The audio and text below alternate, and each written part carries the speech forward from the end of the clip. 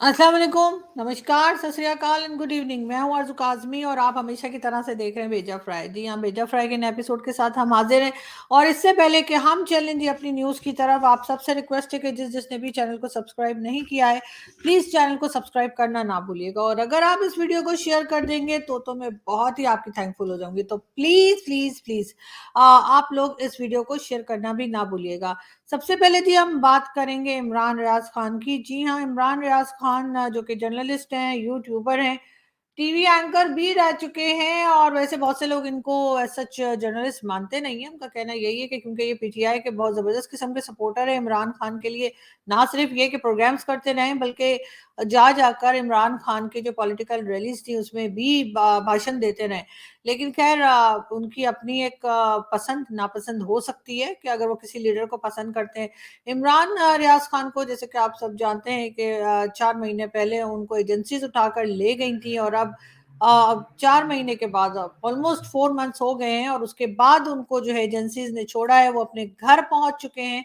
ये आप देख रहे हैं उनको और इसके साथ-साथ ये भी है जी जो कि मतलब अफ़सोस की बात है कि हमारे यहाँ की एजेंसीज़ इस तरह से जर्नलिस्ट को उठा के ले जाती हैं और ख़ास तौर पे आजकल उन लोगों की ज़्यादा पकड़-धकड़ हो रही है जो इमरान खान जो हैं, जो प्राइम मिनिस्टर रह चुके इमरान खान उनके सपोर्टर्स हैं। और जी अब हुआ ये है कि जी जो लोग मिले हैं इमरान रियाज़ खान से जो कि जर्नलिस्ट हैं उनसे उनका कहना ये है कि जी उनका काफ़ी ज़्यादा वेट कम हो गया है, वेट वेट लॉस किया है उन्होंने और ऑलमोस्ट 20 केजी बताया जा रहा है कि उनका वज़न कम हो गया है और जो जर्नलिस्ट उनसे मिले यानी मेल जर्नलिस्ट जो उनसे मिले, उन्होंने हाथ मिलाया या उनके गले लगे, उन्होंने कहा कि वो बहुत ज़्यादा स्लिम हो गए हैं, बहुत ज़्यादा उनका वेट गिर गया है, बहुत ज़्यादा एक पिंजर जैसी सूरत-ए-हाल का भी लोगों ने जो है कहा।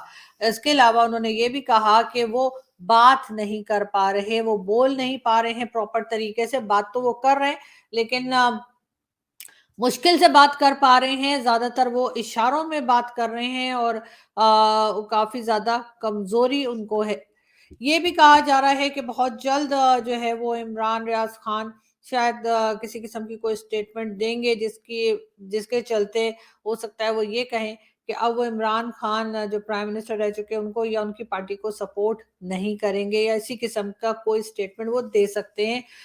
मगर इस वक़्त फ़िलहाल ये बहुत अफ़सोस की बात है कि इमरान रियाज़ खान जो हैं वो इतना ज़्यादा उन्होंने जो है टॉर्चर बर्दाश्त किया, उनकी फ़ैमिली परेशान रही और कोर्स उनकी जो हालत बताई जा रही है वो सुनकर सभी को अफ़सोस हुआ। ये और बात है कि जब वो पावर में थे या इमरान खान जब पावर में थे, प्राइम मिनिस्टर इमरान खान जब पावर में थे, उन दिनों चाहे वो इमरान रियाज़ खान हों या उनके जैसे दूसरे लोग, वो बाकी जर्नलिस्ट जो एक तरह की न्यूट्रल जर्नलिज़्म करने पे बिलीव रखते हैं, जिसमें मतीउल्लाह जान साहब भी शामिल हैं, उनका मज़ाक बनाया करते थे, चलते-चलते उनको हर तरह से, हर तरह की गलत बातें बोला करते थे। लेकिन ख़ैर वो उनका अपना किया धरा है इमरान रियाज़ खान साहब का कि वो ऐसा कहा करते थे जो उन्हें नहीं कहना चाहिए था। लेकिन इस वक़्त चाहे मतीउल्लाह जान साहब हों या कोई दूसरा जर्नलिस्ट इस वक़्त सबके सब जो हैं वो इमरान रियाज़ खान के साथ खड़े हैं और उनका यही ख़्याल है कि ये बहुत गलत हुआ है उनके साथ, ऐसे नहीं होना चाहिए था और हम यही दुआ करते हैं कि बहुत जल्द जो है वो इमरान रियाज़ खान साहब जो हैं वो वापस अपने उसी फुल फ़ॉर्म में और सेहतमंद हो जाएँ और दोबारा से अपना जो उनका काम है यूट्यूब और टीवी चैनल्स पे जो वो बात करते हैं या शोज़ करते हैं, हम दोबारा से उनको एक्टिव देखें। ये और बात है कि उनकी अक्सर बातें जो हैं उसके साथ मैं मुझे और मेरे जैसे कई जर्नलिस्ट जो हैं उनके साथ एग्री नहीं करते, लेकिन बहरहाल हम ये चाहते हैं कि इमरान रियाज़ खान जो है वो सेहतमंद रहें और खैरियत से रहें, हिफ़ाज़त से रहें। आगे हम चलते हैं जी, हम बात करेंगे इमरान रियाज़ खान के बाद बात होगी जी इमरान खान की। जी हाँ, प्राइम मिनिस्टर इमरान खान और ये उनके सामने जो बैठे हुए आपको नज़र आ रहे हैं, जो ये पिक्चर बनाई गई है, किसी ने जोड़-जोड़ के बनाई है, ज़ाहिर है कि ये कोई रियल पिक्चर नहीं है। वो जी हैं ख़ावर फ़रीद मानिका। जी हाँ, इमरान खान की जो वाइफ़ हैं बुशरा बीबी, उनके फर्स्ट हस्बैंड और साथ सेकंड हस्बैंड इमरान खान, दोनों ही इस वक़्त जेल में हैं और ज़ाहिर है कि वो भी करप्शन केसेज़ में ही पकड़े गए हैं, ख़ावर मानिका और साथ इमरान खान की जेल को बदल दिया गया है और इमरान खान अब अडियाला जेल में शिफ्ट कर दिए गए हैं, जो कि बहुत टाइम से इमरान खान इंसिस्ट कर रहे थे, बड़ी रिक्वेस्ट कर रहे थे, बार-बार कह रहे थे कि जी उनको अडियाला जेल में शिफ्ट कर दिया जाए, तो उनको अडियाला जेल में शिफ्ट कर दिया गया है। बात हम करेंगे पाकिस्तान के आर्मी चीफ की। उनका कहना है किसी को कानून हाथ में लेने की इजाजत नहीं दी जा सकती। तो सबसे पहली बात तो ये है कि सर, इजाजत मांगता कौन है आपसे? जिसको कानून हाथ में लेना होता है वो कानून हाथ में ले लेता है। उसके लिए मेरे ख्याल है ना तो कोई अर्जी दी जाती है, ना कोई एप्लीकेशन दी जाती है, ना आपको फोन किया जाता है, ना आपको ट्वीट किया जाता है। यानी आपके लिए ना कोई ट्वीट की जाती है, और ना ही कोई आपको व्हाट्सएप मैसेज या नॉर्मल मैसेज जो कहते हैं किसी किस्म की परमिशन लेने के लिए मेरे ख्याल है नहीं आता। तो इसलिए आप जब से पाकिस्तान बना है हम इसी किस्म की बातें सुन रहे हैं कि जी कानून हाथ में लेने की इजाजत नहीं दी जाएगी। फिल्में भी पहले इसी किस्म की बनती थी कि खबरदार कानून को हाथ में मत लेना, और उसमें भी पुलिस सब कुछ होने के बाद आती थी। और कुछ ऐसा ही हाल पाकिस्तान में भी है। लेकिन बहरहाल सर, मैं आपको ये बता रही हूँ कि आपसे परमिशन कोई नहीं ले रहा। ना तो टीटीपी वाले ले रहे हैं, जो मुसलसल केपीके में आप देख रहे हैं कि क्या वहां पे जो बॉर्डर है, अफगान बॉर्डर, वहां पे जो हंगामा चल रहा है, मेरा ख्याल है वो कोई परमिशन लेके नहीं हो रहा, बगैर परमिशन के ही हो रहा है। और ना ही वो परमिशन मांगते हैं, ना उन्हें परमिशन की जरूरत होती है।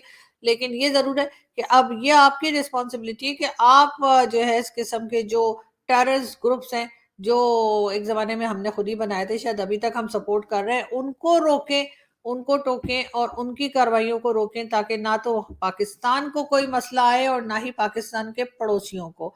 और साथ ही साथ अगर पड़ोसियों की ही बात हो गई है, तो हम आपको ये भी बताते चलें कि जी कनाडा और भारत में अभी तक जो है वो एक टेंशन बनी हुई है। और जो खालिस्तान मूवमेंट के लोग थे, अभी तक आप जानते हैं कि उनके साथ बातचीत जो है उस तरह से सही नहीं हुई है जो पहले थी। और जो प्राइम मिनिस्टर ने, कैनेडियन प्राइम मिनिस्टर ने जो बातें की थी, उसके बाद जाहिर है कि भारत का रवैया जो है वो बिल्कुल ठीक है, जो उनके साथ होना चाहिए था, यानी कि बहुत सख्त। और उसमें कई लोग जो हैं हर तरह की बात कर रहे हैं। लेकिन साथ ही साथ हमारे जो दोस्त हैं, और हमारे कहना चाहिए कि हमारे गेस्ट भी हैं और आते भी हैं हमारे शोज में, और बहुत काबिल इंसान है डॉक्टर कमर चीमा साहब, आप सब जानते हैं उनको। खैर, उनकी ये क्लिप उन्होंने मेरे दूसरे चैनल के लिए बनाई थी, रिक्वेस्ट की थी मैंने, लेकिन बहरहाल चीमा साहब ने क्योंकि काफी इंपॉर्टेंट बातें की हैं, तो मैं इस चैनल पे भी इस शॉर्ट क्लिप को लगा रही हूँ आपके लिए। अगर किसी ने वहां नहीं देखी तो यहाँ देख लीजिए।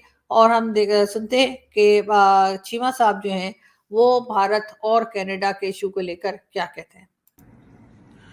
ये वीडियो आरजू काजमी साहबा के नए चैनल बेजा फ्राई के लिए है। सबसे पहले तो उनको बड़ी कॉन्ग्रेचुलेशंस। और दूसरा, जो भारत और कनाडा के जो ताल्लुकात हैं इस वक्त, वो एक डिफाइनिंग मोमेंट में।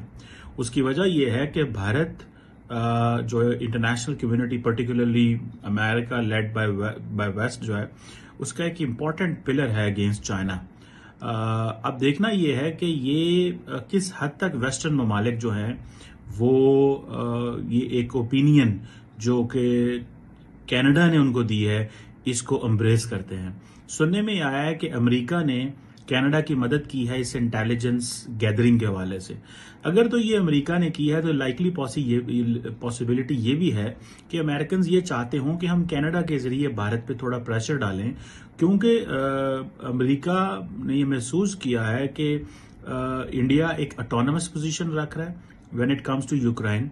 और हम इंडिया को ये भी बताएं कि आप जरूर एक ऑटोनमस पोजीशन रखें, लेकिन आप वेस्टर्न ममालिक में इंटरफेरेंस नहीं कर सकते।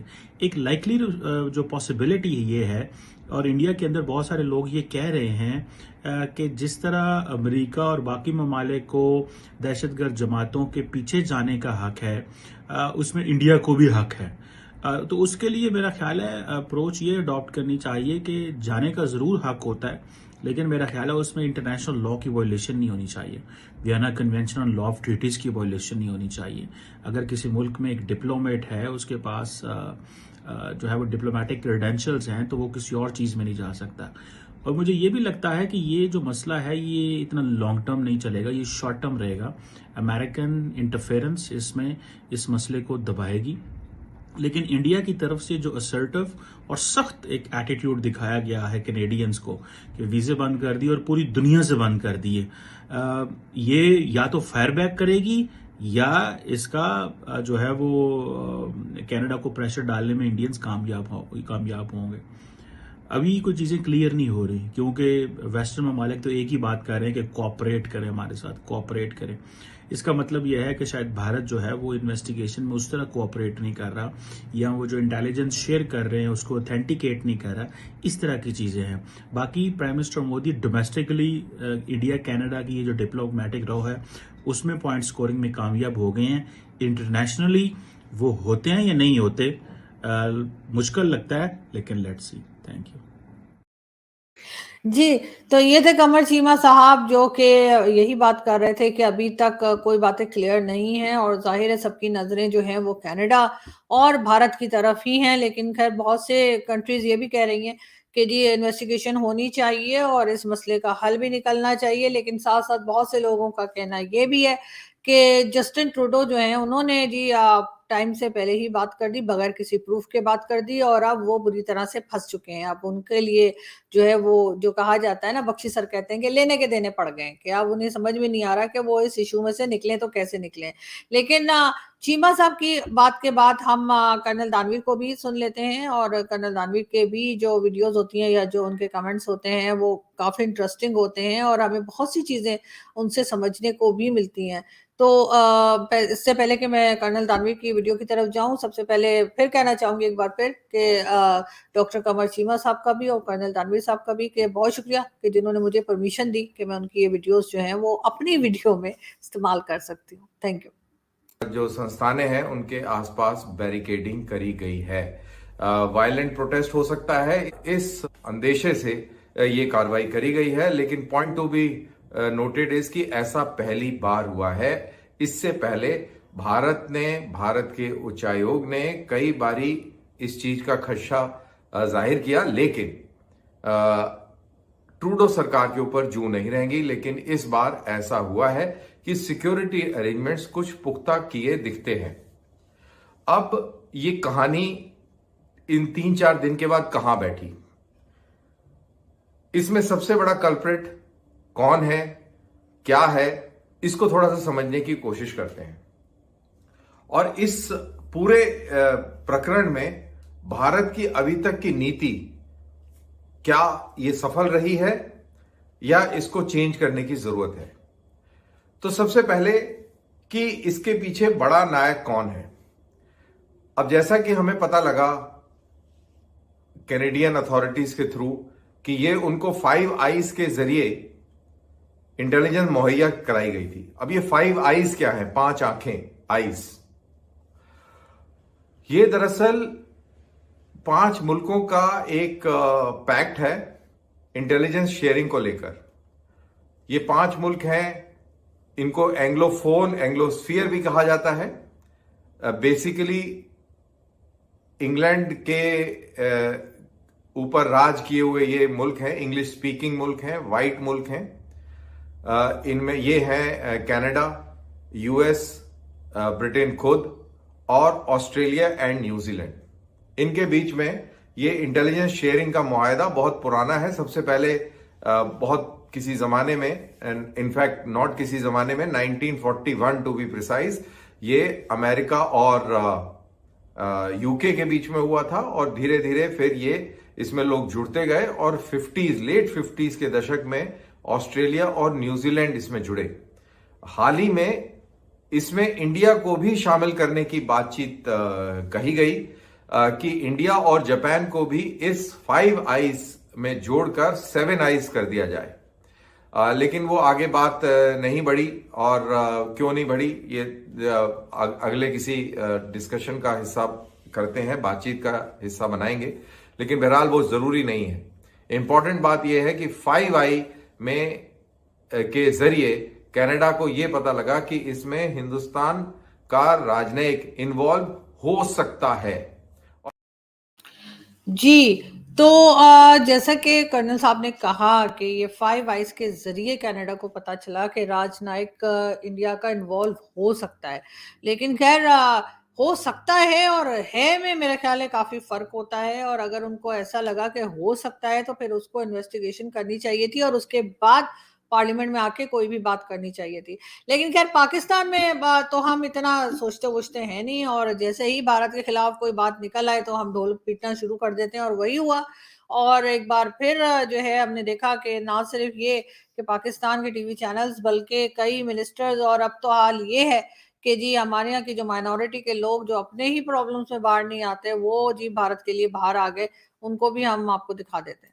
पाकिस्तान जिंदाबाद, पाकिस्तान जिंदाबाद, हिंदुस्तान जिंदाबाद, हिंदुस्तान फिल्म के ये ज़ाब्ते हम नहीं मानते, फिल्म के ये ज़ाब्ते हम नहीं मानते, फिल्म के ये ज़ाब्ते हम नहीं मानते। हिंदुस्तान दहशतगर्दी। अब ये जो लोग नारे लगा रहे थे भारत के खिलाफ और पाकिस्तान के हक में, उन बेचारों को पता भी नहीं था कि उन्होंने बोलना क्या है। पेपर उन्होंने हाथ में ले रखा था, बार बार वो पढ़ रहे थे, बार बार एक दूसरे की तरफ देख रहे थे कि आखिर क्या कहना है।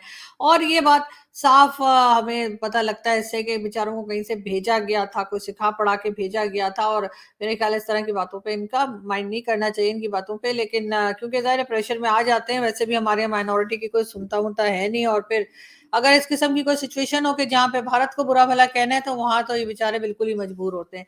लेकिन फिर भी इनको तो नहीं, लेकिन कम से कम जो यहाँ पे लोग बैठे हुए हैं, जो यहाँ पे पॉलिसी मेकर्स बैठे हुए हैं, जो मुल्क को चला रहे हैं, कम से कम उनको इस वक्त अकल करनी चाहिए और इनको सोचना चाहिए कि हम कर क्या रहे हैं। हम अपने पड़ोसी का साथ नहीं दे रहे, और एक गलत चीज में हम जो है वो जाके कनाडा का साथ दे रहे हैं। ये और बात है कि कनाडा हमारी तरफ देख भी नहीं रहा, लेकिन हम मुसलसल कनाडा को ये बताने की कोशिशें कर रहे हैं कि जी हम आपके साथ खड़े हैं। लेकिन वो कह रहे हैं जी खड़े रहो, बैठ जाओ या लेट जाओ, हमें कोई फर्क नहीं पड़ता। तो जी हमारे से जो है, हमारे होने से, हमारे ना होने से किसी कंट्री को कोई फर्क नहीं पड़ता, लेकिन इसके बावजूद हम सुधरने को तैयार नहीं है। और एक बार फिर हम यही देख रहे हैं कि चाहे वो मीडिया हो, पाकिस्तानी मीडिया हो, चाहे वो पाकिस्तान के लोग हों या एजेंसीज हों या कोई हो, हम हर तरफ से घेरने की कोशिश कर रहे हैं भारत को। जबकि इस वक्त होना ये चाहिए था कि हमें एक अच्छे पड़ोसी होने का सबूत देते हुए अपने पड़ोसी के साथ इस मुसीबत के वक्त में खड़े होना चाहिए था। लेकिन खैर आई एम श्योर कि जो भारत की गवर्नमेंट है वो इसमें से निकल आएगी, इस इशू में से यकीनन बाहर निकल आएगी। क्योंकि इस वक्त जो कैनेडियन प्राइम मिनिस्टर है, उनके पास भी कोई प्रूफ वगैरह तो है नहीं, तो वो भी हवा में कबूतर और चीलें उड़ा रहे थे। तो इस वजह से अब वो सारे कबूतर चीलें उनकी उड़ चुकी हैं। खैर हम बढ़ते हैं आगे, और हम आपको ये भी बताते चलें कि जी पीटीआई की कोट लखपत जेल से जो खवातीन रिहा की गई, यानी पीटीआई की जो फीमेल वर्कर्स अरेस्ट की गई थी, उनको एक बार फिर जब उनको रिहा किया गया कोट लखपत से, जैसे वो बाहर आई तो उनको एक बार फिर दोबारा अरेस्ट कर लिया गया। जी हाँ, उनको फिर अरेस्ट करके किसी और केसेस में अरेस्ट करके दोबारा जेल भेज दिया गया। एक तो मुझे समझ नहीं आती कि अगर अरेस्ट ही करना होता है, जेल के अंदर ही रखना होता है, तो फिर बार बार रिहा क्यों किया जाता है। लेकिन बहरहाल ये भी यहाँ का एक शायद तरीका होगा जिसकी वजह से ऐसा होता चला जा रहा है। साथ ही साथ मैं आपको ये भी बताती चलूं कि जी जावेद लतीफ साहब का कहना है नवाज शरीफ साहब की डिक्शनरी में इंतकाम नाम की कोई, यानी रिवेंज नाम की कोई वर्ड नहीं है। जी हाँ, ये कहना है जावेद लतीफ साहब का। नवाज शरीफ अपने ऊपर हर जुल्म बर्दाश्त किया मगर रियासत के लिए कुर्बानी दी। तो जी रियासत के लिए कुर्बानी तो हम तब मानेंगे अगर मियाँ साहब के पास जो जायदाद है, जो प्रॉपर्टी है, जो दौलत है, अगर वो मुल्क को दे दें तो बहुत अच्छा होगा। और बजाय इसके कि वो लंदन में इतने सारे फ्लैट्स जो उनके हैं, बड़े महंगे महंगे फ्लैट्स हैं, ये भी सब लोग जानते हैं। और जिस तरह से गाड़ियां इस्तेमाल होती हैं वहां पे, जो खाना पीना चलता है, तो अगर वो पैसा वो कौम को दे दें तो ही हम मानेंगे कि वो कौम के लिए कुर्बानी दे रहे हैं। वरना ये कौन सी कुर्बानी है भाई, जिसमें आप अय्याशियां कर रहे हैं, हर तरह का ऐश आराम उठा रहे हैं, और पब्लिक जो है वो रोड पे रुल रही है, पब्लिक जो है वो खुदकुशी कर रही है। हम ये तो खैर मैंने आपको बताया ही था कि ये तो आर्मी चीफ ने जो कहा है कि जी हम जो है वो इजाजत नहीं देंगे। जी हाँ, यानी कि टेररिज्म की इजाजत नहीं देंगे। लेकिन बहरहाल जैसे मैंने कहा कि उनसे पूछ कौन रहा है। अब ये पिक्चर जो आप देख रहे हैं यहाँ पर, मैंने आपके सामने जो लगा रखी है, जी हाँ, इसमें जी लिखा ये है कि इमरान खान और इस्टेब्लिशमेंट, इमरान खान और इस्टेब्लिशमेंट बोले तो जो पाकिस्तान को चलाते हैं, यानी इमरान खान और इस्टेब्लिशमेंट के बीच में जो एक कंफ्यूजन या एक टेंशन या एक लड़ाई झगड़ा चल रहा था, सुनने में आया है कि वो लड़ाई कम हो गई है। और ये भी कहा गया है मुशाहिद हुसैन सैयद, जो कि खुद इस्टेब्लिशमेंट के एक बड़े मोहरे के तौर पे पहचाने जाते हैं। उनका कहना ये है कि उनके बीच की टेंशन कम होती जा रही है और ये आशिक और माशूक जैसे इनके टर्म्स होते हैं। तो बहुत जल्दी आप देखेंगे कि इमरान खान की फिर दोबारा से इन लोगों से बन गई है। वो तो खैर हमने देखा ही है कि बार-बार लोगों को निकालते हैं और फिर ले आते हैं, तो यकीनन बन ही जाती होगी।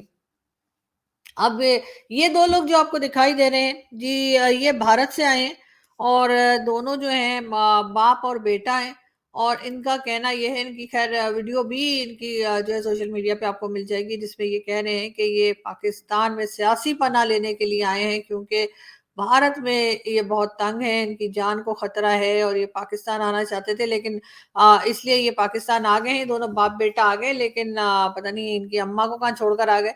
अम्मा शायद सब्जी लेने गई होंगी और ये दोनों निकल के इधर आ गए। लेकिन अब बताया गया है कि ईदी ट्रस्ट, जी हाँ, अब्दुल सत्तार ईदी साहब का जो ट्रस्ट है वहां पे इन दोनों को भेज दिया गया है और ये इनके कार्ड भी जो है दिखाए जा रहे हैं।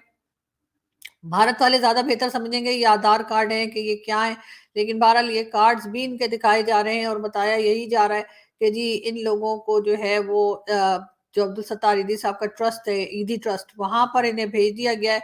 अब वहां ये कितने दिन रहने वाले हैं वो तो खैर हमें नहीं मालूम, लेकिन ये जरूर है कि इंडियन गवर्नमेंट से जो है हम कांटेक्ट किया जाएगा पाकिस्तान की गवर्नमेंट की तरफ से। लेकिन अब पता नहीं ये क्या कहीं वो सीमा हैदर वाला बदला तो नहीं ले रहे कि जी हमने यहाँ से सीमा हैदर और 4 बच्चे भेज दिए थे, तो आपने खैर वहां से आपने भी तो एक अंजू भेजी थी, लेकिन अब ये 2 लोग आ गए और इनका कहना ये है कि जी ये पाकिस्तान में ही रहेंगे और ये पाकिस्तान ही आना चाहते थे और ये वहां बड़े तंग है और हर तरह की बातें की जा रही हैं। लेकिन बहरहाल असल रिजल्ट क्या निकलता है वो हम आपको बताएंगे जैसे जैसे ये न्यूज आगे बढ़ेगी। लेकिन फिलहाल यही है कि इनके आधार कार्ड या इनके आईडी कार्ड जो है वो भी दिखा दिए गए हैं, पासपोर्ट भी दिखा दिए गए हैं और साथ ये बताया गया है कि जी ये दोनों हजरात जो है, एक बाप एक बेटा, वो पाकिस्तान आ गए और उनका कहना ये है कि हमें यहाँ पे सियासी पनाह चाहिए, हम यहीं पे पाकिस्तान में ही रहना चाहते हैं, हिंदुस्तान में जान को खतरा है। अब जान को खतरा है तो ये 2 ही लोग थे क्या खानदान में?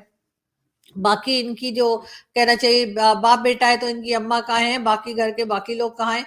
उनको वहीं छोड़कर आ गए और ये खैर बड़ी अजीब सी बात है। लेकिन बहरहाल मुझे तो फुल नौटंकी लग रही है, लेकिन बहुत से लोग नहीं मानेंगे, कहेंगे जी आपको तो हर कुछ नौटंकी लगती है और इतने सीरियस बात हो गई, लोग आ गए और आपको नौटंकी लग रही है और फिर मेरे ऊपर जो है वो प्रो इंडिया करके शुरू हो जाएंगे।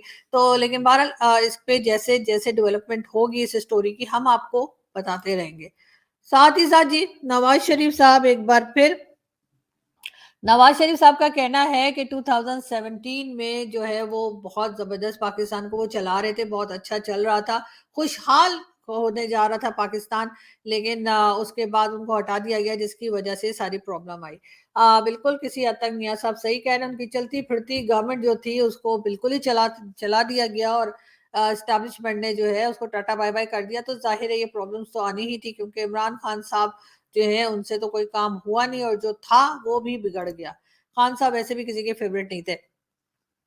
ये जी आपको परवेज इलाही साहब नजर आ रहे होंगे। जी हाँ, परवेज इलाही साहब जो हैं वो आजकल जेल में हैं और परवेज इलाही साहब आजकल क्या काफी टाइम से जेल में हैं और बेटे और उनके बाकी के घर के लोग जो हैं वो तो कभी इटली में नजर आते हैं, तो कभी फ्रांस में नजर आते हैं, तो कभी यूरोप के किसी और कंट्री में घूम फिर रहे, लेकिन परवेज इलाही साहब जेल में। और परवेज इलाही साहब का कहना ये है कि जी उनका स्टमक डिस्टर्ब हो गया है जेल का खाना खा खा कर और उन्हें जिस कमरे में रखा गया है वहां पे हवा भी नहीं आती है और उनके रूम के बाहर किसी अजनबी को बिठा रखा है। जी वो अजनबी नहीं होगा, यकीनन वो कोई पुलिस वाला होगा जिसको परवेज इलाही साहब अजनबी बता रहे हैं। लेकिन बहरहाल गलत बात है, ऐसा नहीं होना चाहिए। वो एक लीडर रहे हैं, वो एक पार्टी के प्रेसिडेंट है, यानी कि पीटीआई के प्रेसिडेंट हैं, इमरान खान की पार्टी के। मेरा ख्याल है उनको किसी ऐसी जगह पे रखना चाहिए जहां हवा आती हो, मेडिसिन देनी चाहिए उनको, खाना उनका बेहतरीन होना चाहिए। लेकिन ये सब लोग जब खुद जेल जाते हैं, ये हमारे लीडर जब खुद जेल जाते हैं तो इनको पता लगता है कि वहां पर क्या नहीं है और क्या होना चाहिए और क्या हालत हो जाती है इनकी।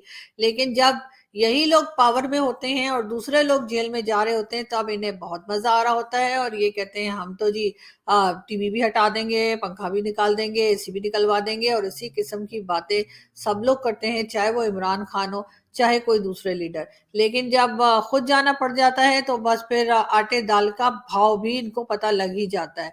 बात हम करेंगे इसाक डार साहब की। जी हाँ, इसाक डार साहब जो हैं उन्होंने वतन वापस आने का फैसला कर लिया। जी हाँ, इसाक डार साहब भी नवाज शरीफ साहब की तरह जैसे ही उनकी जो मिनिस्टरशिप थी वो खत्म हुई, वो फौरन भागते दौड़ते लंदन पहुंच गए।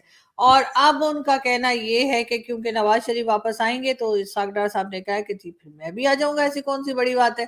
तो इतना कोई इशू तो है नहीं, इसलिए कि ना तो इनको वीजा का इशू होता है ना टिकट का इशू होता है। तो कहा यही जा रहा है कि इसाक डार साहब भी जो है वो पाकिस्तान आने की तैयारी में हैं। लेकिन साथ साथ जी इसाक डार साहब का भाषण यहाँ खत्म नहीं होता।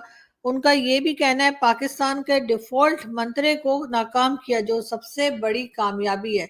यानी कि इसाक डार साहब का कहना ये है कि पाकिस्तान तो जी डिफॉल्ट होने जा रहा था और इसाक डार साहब की मेहनत की वजह से और उनके काम की वजह से ऐसा नहीं हो सका। तो क्या पाकिस्तान डिफॉल्ट नहीं हुआ अभी तक? हमने तो यही सुना था कि जी डिफॉल्ट हो गया, लेकिन आप लोग अनाउंस नहीं कर रहे, ये अलग बात है। और हालत जो पाकिस्तान की है वो भी सभी को मालूम है। अगर 40% लोग ऐसे हैं जो कि गुर्बत की लकीर से नीचे हैं, तो फिर सर उसको डिफॉल्ट होना ही कहते हैं। उसको ये नहीं कहते कि बहुत फल रहा फूल रहा है और कोई टेंशन नहीं है। लेकिन खैर ये 40% जो है ये भी लोग कह रहे हैं कि कम है, इससे भी ज्यादा असल में पाकिस्तान में जो लोग हैं वो परेशान है और उनकी हालत खराब है, लेकिन कोई मानने को तैयार नहीं। खैर यहाँ से हम आपको एक वीडियो और दिखाते हैं, लेकिन ये वीडियो हमारे पास बहुत स्पेशल है। उसकी रीजन ये है कि ये भी कनाडा में जो टेररिस्ट है पन्नू, जी हाँ, आप लोग सब जानते होंगे पन्नू को, और पन्नू के अक्सर स्टेटमेंट भी आप सुना करते हैं। तो जी ये भी पन्नू का ही एक स्टेटमेंट है और सुनते हैं कि वो क्या कह रहा है। हेलो जी सारिਆਂ ਨੂੰ, तो मैं फटवत सिंह पन्नू ਤੁਹਾਨੂੰ ਸਾਰਿਆਂ ਨੂੰ ਅੱਜ ਕਹਿਣਾ ਚਾਹਣਾ ਤੇ ਅੱਜ ਸਾਡਾ ਭਰਾ ਨਿੱਜਰ ਸਾਡੇ ਨਾਲ ਨਹੀਂ ਹੈਗਾ। He was a plumber and killed by Indian government for refusing to work on their हर घर जल योजना। मेरी तो आप टॉयलेट पाइपलाइन टूटी पई है, ਇਹਨਾਂ ਨੇ मेरा टॉयलेट बंद कराता, ਇਹਨਾਂ ਨੇ एक प्लम्बर मारता, मेरी तो रेड मारती। मेरा मतलब जे मेरी प्रॉपर्टी रेड हो रही है just because Modi wants to know secret of my beautiful beard। Modi तेनू मैं जान दिया, खूब पहचान दिया, मिलना जो मुझको हैगा तुझको, सुन ले कुछ गल्ला मेरिया। But I'm not scared। They want to kill me to stop me from becoming a bigger YouTuber। So guys, like, subscribe and share my channel।